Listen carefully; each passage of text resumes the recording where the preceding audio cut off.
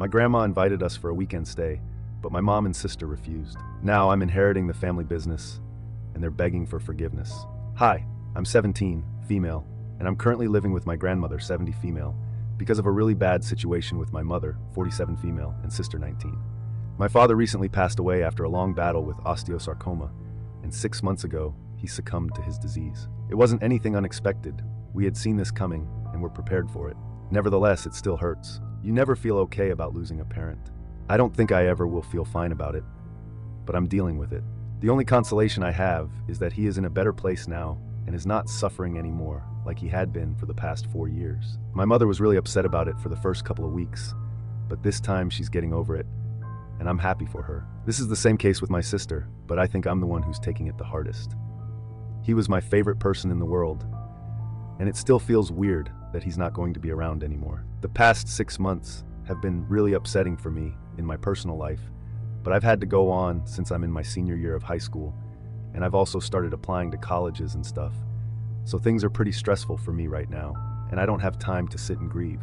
I'll do it once I get into my choice, the one my father had wanted me to go to. I'm working really hard for it, so I have my fingers crossed. Anyway, this is more about my grandmother, so I'll get to that now. For context, my father was very close to his mother, and I'm also pretty close to my grandma. However, that's not the case with my mom, and my sister. My mother has never really gotten along well with my grandmother, for reasons that I don't know. And my sister is pretty much a second version of my mother, so she does not get along with my grandma either, and doesn't seem to like her much. I've kept in touch with my grandma, but after the funeral, my mother did not bother to check up on her. It was just me who seemed to care about her. I had believed that the tragedy would bring the family closer together, but that did not happen.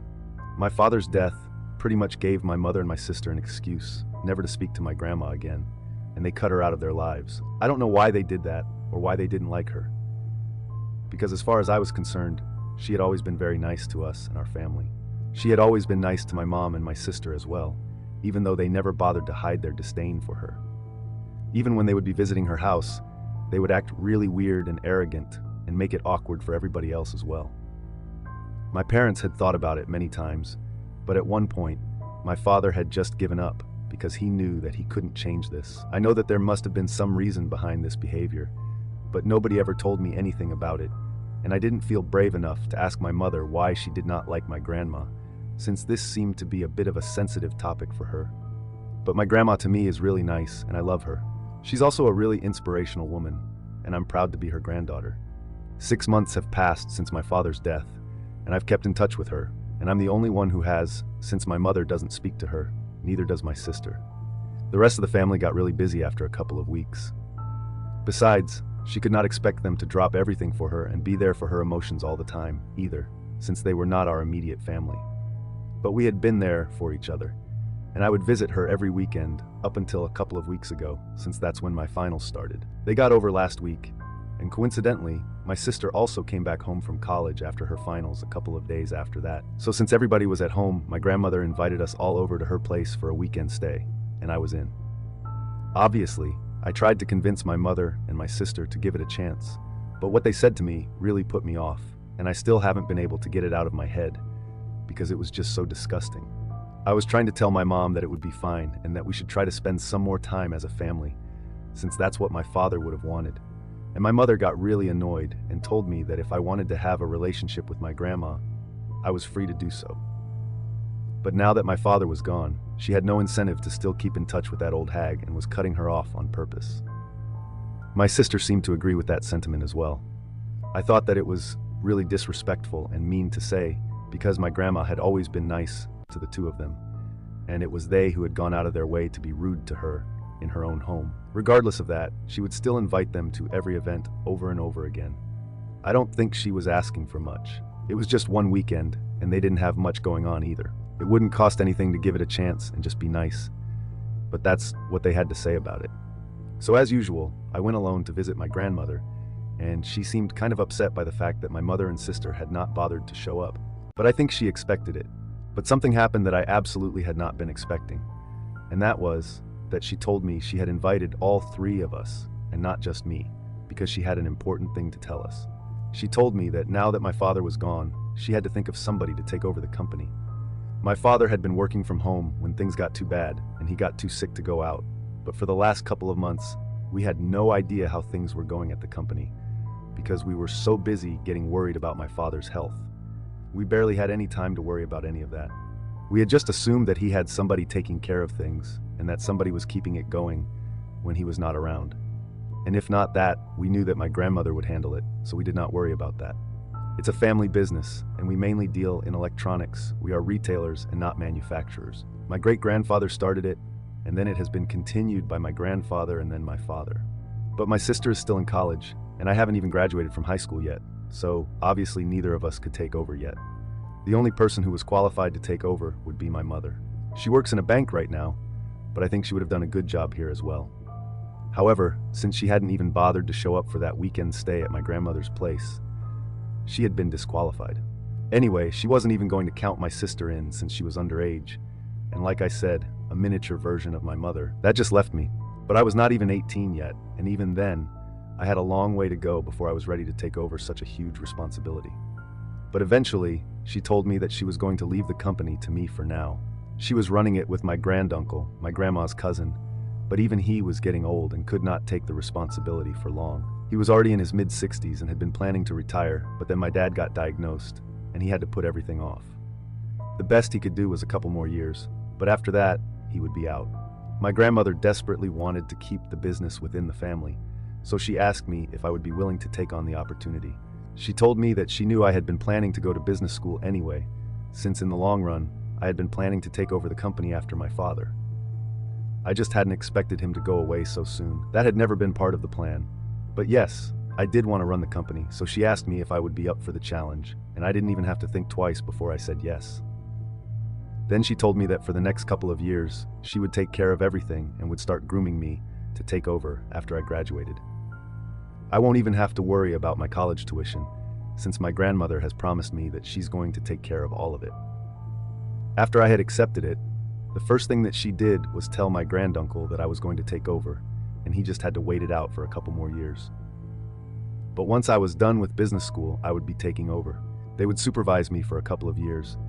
But once I had proved my mettle, I would be on my own, and I had faith in myself. I know that I can do this. I'm very confident about it, so I did not feel the need to hesitate or think twice about this decision. Now, I think where things went wrong was when I decided to call my mother up and tell her about this. I did not actually intend to gloat. I just wanted to let them know that they had made a mistake by rejecting my grandma and her invitation. Wanted them to know that their arrogance was taking them down. When I told my mom about it, she refused to believe me at first, but then I told her that I was serious, and she started yelling at me. She said that I had no right to gloat like this, and that it was pretty petty of me to do so. I tried to tell her I was not trying to gloat. I was just trying to tell her that if she had been kinder, then this golden opportunity could have come to her instead. Or maybe to my sister, since she was also a finance major and would have had a job waiting for her after graduation.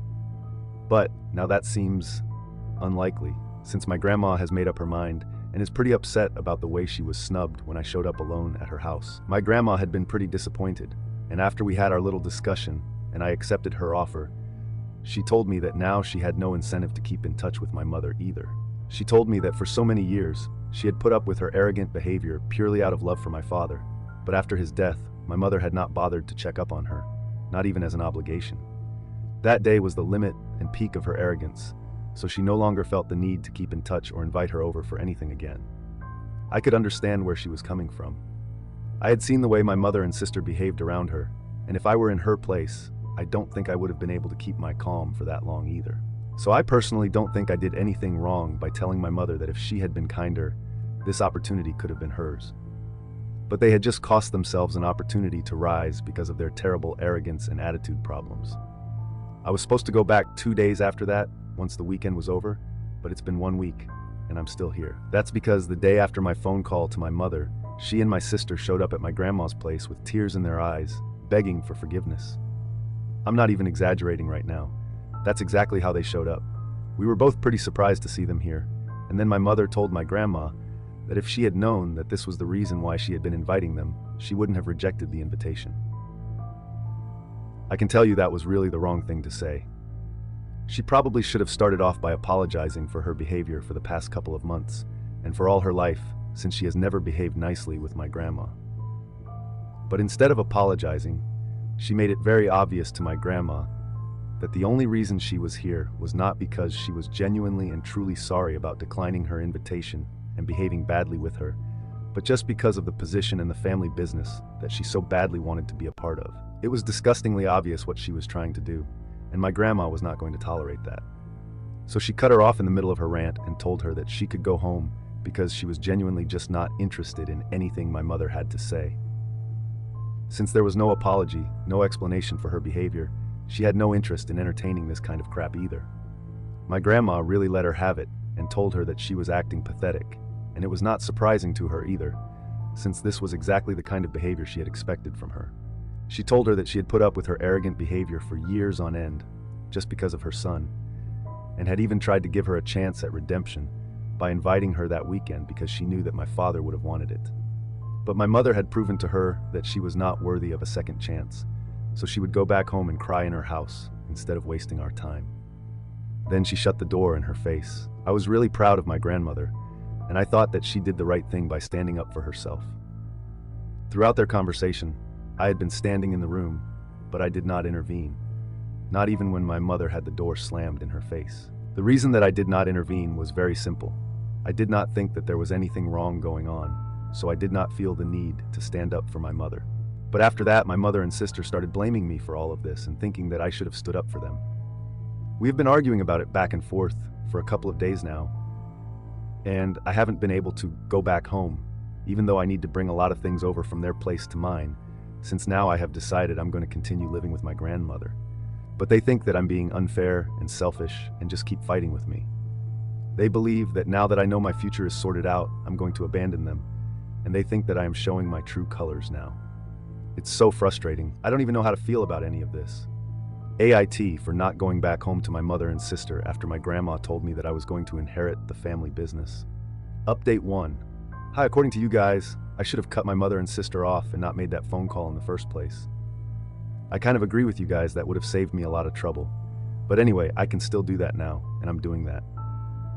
It's really getting into my head, the way they've been acting, since they are the only family apart from my grandmother that I have left. So I was still trying to keep in touch and make things right with them, but I don't think I can make it work because they are making sure that I feel guilty about things that I'm not even responsible for. I have blocked them so they cannot call me or text me anymore. I'm just done with both of them. They had the chance to fix everything, but they did not do so, neither with my grandmother nor with me, and that's fine. I think that now they should really just face the consequences of their own behavior and actions instead of trying to blame it on me. I know that I'm not the one at fault in this situation, no matter how hard they try to convince themselves. They can't convince me of it anymore. I'm out of that house, and I'm sure my father wouldn't have wanted this to happen either. But it is what it is. Update 2. So I blocked my mother and sister a couple of days ago, and just as I had expected, they really did not like that. I knew that they wouldn't approve of my behavior either, but I had to do it. They were really getting on my nerves. They just kept fighting with me, even when I was being nice to them. So how could I not block them? I didn't have any other option. Anyway, I think they found out that I blocked them yesterday, and there was a huge uproar from their end over this, and they were very upset about it. Since they couldn't express that to me through calls or texts, since they were blocked, they chose to make a post about it. I don't know what they were hoping to achieve with that post, but it was really annoying because they are going overboard and painting themselves as the victims here, when literally everybody knows that they are definitely not the victims. They even accused me of something that I couldn't even have imagined, even if I had wanted to do that to them, because they did not have anything else to use against me. They had to just come up with a theory and run along with it, pretending that it was true. They posted the entire story of what had happened and how they came about to be blocked. But obviously, they painted me to be the villain and themselves to be the victims, putting everything in such a way that people would consider me the bad guy.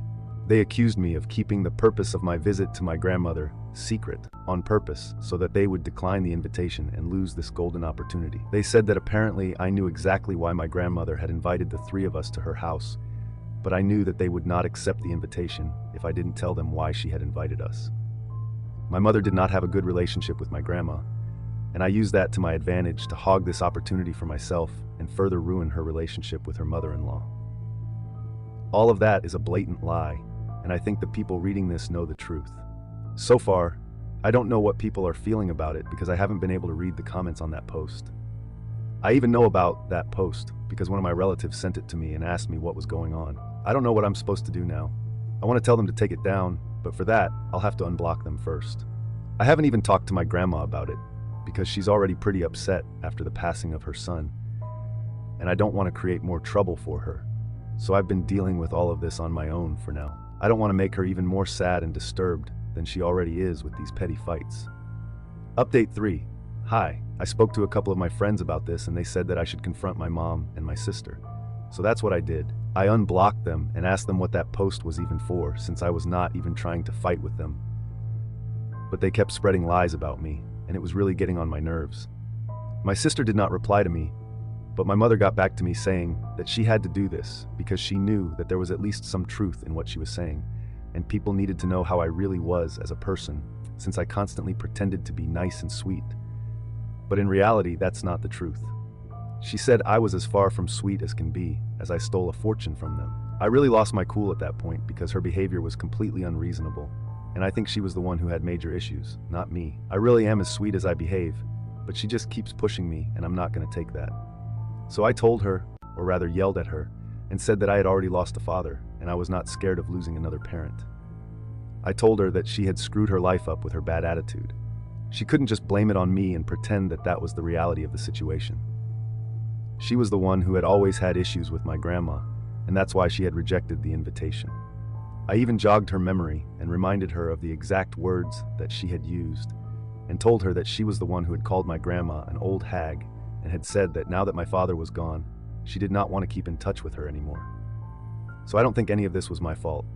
I really didn't know why my grandma had invited the three of us for a weekend stay. But if I had known about the purpose of the visit, I would have told them about it so they could have had a fair chance. But honestly, I really am glad that they didn't get that opportunity at all, because they don't deserve it. They have no respect for the people in their lives and take everything for granted. So I think this should be a good lesson for them. Even while I was telling her all of this, she kept trying to interrupt me and fight with me, and that was agitating me even more. So she kept saying things, and I kept yelling at her in return, and the situation only kept getting worse and worse. I think at some point, I must have gotten loud enough for my grandma to hear, so she came into my room to check out what was going on. When she saw me arguing on the phone with my mom, she decided to grab the phone and hang up. She told me not to waste my energy speaking to her, and then left the room, which I think was a good call because I was getting really upset, and it was completely unnecessary. I can't change her. I can't force her to see my point of view and consider it. She's just going to be the same narcissistic person who only cares about herself, and I can't do anything about it. It's pointless for me to waste my energy arguing with her, so now I'm just trying to calm down and deal with my emotions right now. Update 4. Okay, a lot of you are asking me exactly why my mother and my grandma don't get along, or rather why my mother doesn't like my grandma, and I honestly didn't know. I didn't have an answer to that, so I had been avoiding those questions, but today I finally decided to find out, because I think it's about time that I get to know about these things. They definitely do concern me, and I am part of the family. I deserve to know. I obviously couldn't ask my mother about it, not after the fight we had on the phone call today. So, I decided to ask the only other person who would have an inkling as to why this was the case.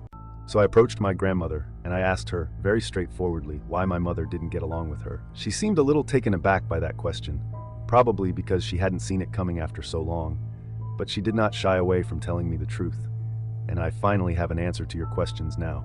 So apparently, before my parents got married, my mother had been talking about quitting her job so she could be a stay-at-home wife. My grandmother had put her foot down and said that she was not going to allow that to happen because of a couple of reasons. The first one is the most practical reason.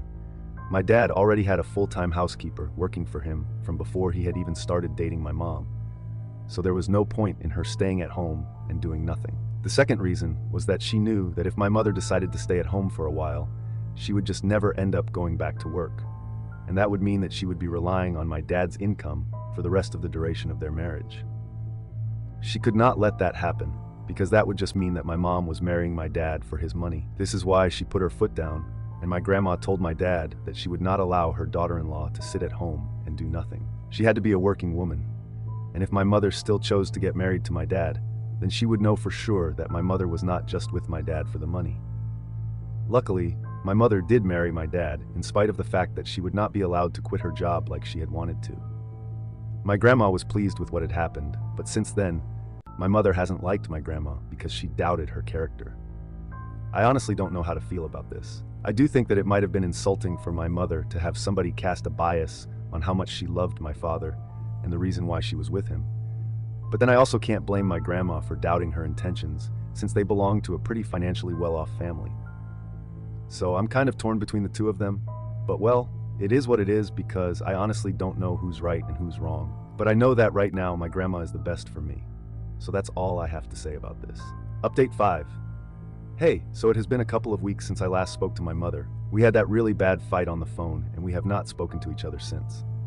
From what I know, she has taken down that post that she had made, and along with that, she has also taken down any other photos that she had of me on all of her social media accounts. She's basically pretending that she has only one daughter, and it's hurtful, but I have to deal with it. This is the way that I have chosen for myself, and I'm going to stick to it. I also got accepted into the business school that I had applied to, the one that my dad wanted me to go to, and I can't tell you how happy I am about it. I can't put it into words, really. When I read that acceptance email, I thought I screamed loud enough for the state to hear me. My grandmother is thrilled, but not more than me. I'm not just happy that I'm going to such a great institution, but mostly I'm also happy that I was able to live up to the promise that I had made to my father. I've been studying really hard for the past couple of months, and it feels like all my hard work has paid off, and it will continue to pay off in the years when I take over my dad's business and do what he had meant for me to do.